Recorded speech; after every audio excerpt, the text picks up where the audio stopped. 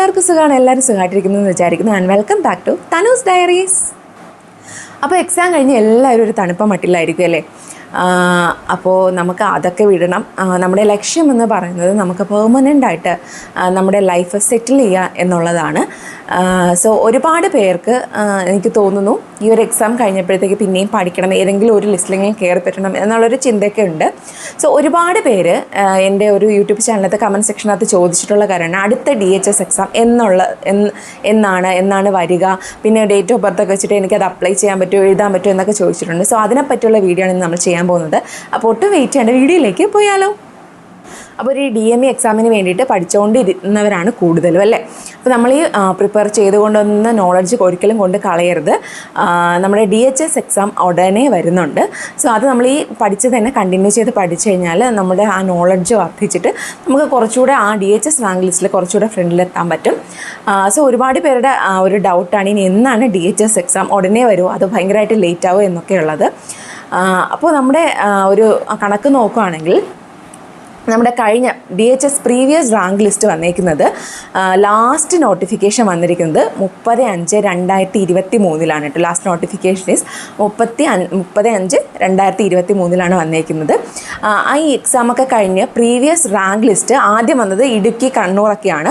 പിന്നെ കഴിഞ്ഞ വർഷം ഏറ്റവും ലാസ്റ്റ് നമ്മുടെ ഒരു DHS റാങ്ക് ലിസ്റ്റ് വന്നത് 29/11/2024 കഴിഞ്ഞ വർഷം നവംബറിലാണ് ഒരു ജില്ലയിൽ ലാസ്റ്റ് നമ്മുടെ ഈ ഒരു DHS റാങ്ക് ലിസ്റ്റ് വന്നത്. അപ്പോൾ ഈ റാങ്ക് ലിസ്റ്റ് വന്നതിനനുസരിച്ചിട്ടായിരിക്കും ഓരോ ജില്ലകളിലും അടുത്ത് എക്സാം ഡിക്ലെയർ ചെയ്യുക, നോട്ടിഫിക്കേഷൻ വരിക. അതായത് ആദ്യം വന്നിട്ട് ആദ്യം നോട്ടിഫിക്കേഷൻ വരും കേട്ടോ. അതായത് PSC പുതിയൊരു നോട്ടിഫിക്കേഷൻ അനൗൺസ് ചെയ്യുന്നതിന് മുമ്പേ ആദ്യം എവിടെയാണ് ലിസ്റ്റ് വന്നതെന്ന് നോക്കും. അപ്പോൾ അത് ബേസ് ചെയ്തിട്ടായിരിക്കും നമുക്ക് നോട്ടിഫിക്കേഷൻ വരിക.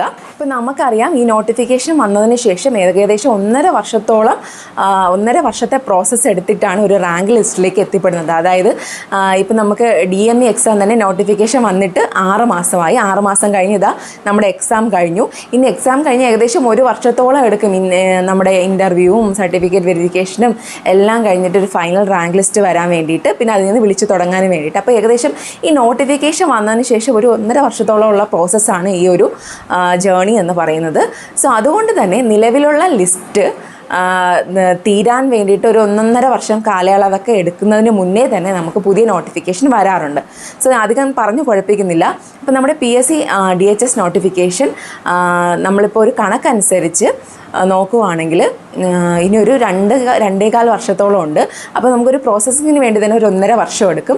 അപ്പോൾ ആ ഒരു സമയം മൈനസ് ചെയ്ത് നോക്കുവാണെങ്കിൽ ഏകദേശം 1 വർഷത്തിനകം തന്നെ, അതായത് അടുത്ത ജനുവരി അല്ലെങ്കിൽ അടുത്ത വർഷം എന്തായാലും ഉറപ്പായിട്ടും നോട്ടിഫിക്കേഷൻ ഉണ്ടായിരിക്കുന്നതായിരിക്കും.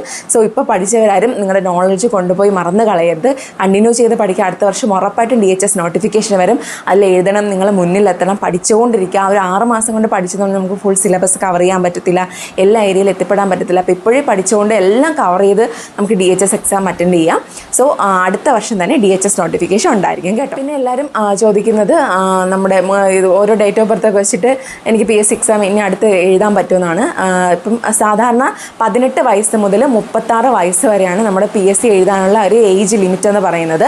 അത് കൂടാണ്ട് SC ST കാർക്ക് 5 വർഷം കൂടെയുണ്ട്. പിന്നെ ഒരു അതർ കാറ്റഗറി ഓഫ് റിസർവേഷൻ ആണെങ്കിൽ 3 വർഷം കൂടെ എക്സ്റ്റൻഷൻ കൊടുക്കാറുണ്ട് കേട്ടോ. സോ അത് നിങ്ങൾക്ക് PSC പ്രൊഫൈലിനകത്ത് അല്ലെങ്കിൽ നിങ്ങൾ PSC സൈറ്റിനകത്തൊക്കെ ചെക്ക് ചെയ്താൽ, ഗൂഗിളിലൊക്കെ സെർച്ച് ചെയ്താൽ അതിൻ്റെ കറക്റ്റായിട്ടുള്ള ഇൻഫർമേഷൻ കിട്ടും. സോ നിങ്ങളുടെ ഏജ് ലിമിറ്റായി കഴിഞ്ഞു പോയിട്ടുള്ളവർ വിഷമിക്കേണ്ട. നമ്മുടെ എയിംസിൻ്റെയും എയിംസ് നോട്ട്സെറ്റ് അതിൻ്റെയൊക്കെ നോട്ടിഫിക്കേഷൻ വന്നിട്ടുണ്ട്. എല്ലായിടത്തും നിങ്ങൾ എഴുതുക. ചിലപ്പോൾ ഇതിനേക്കാളും വലുതായിരിക്കും നിങ്ങളെ കാത്തിരിക്കുന്നത്. അപ്പോൾ ഇനി ആരും ടൈം വേസ്റ്റ് ചെയ്യാണ്ട് എഴുതാൻ വേണ്ടി ശ്രമിക്കുക. അപ്പോൾ നമ്മുടെ ഏജ് ലിമിറ്റ് എന്ന് പറയുന്നത് 18 മുതൽ 36 വരെയാണ്. പിന്നെ സംവരണം അനുസരിച്ച് കുറച്ച് അങ്ങോട്ടും ഇങ്ങോട്ടും ചേഞ്ച് വരാൻ കേട്ടോ. അപ്പോൾ ഇത്രയേ ഉള്ളൂ. നിങ്ങളുടെ ഡൗട്ട്സ് ക്ലിയർ ആയെന്ന് വിചാരിക്കുന്നു. അപ്പോൾ അടുത്ത വർഷം തന്നെ DHS നോട്ടിഫിക്കേഷൻ കാണും.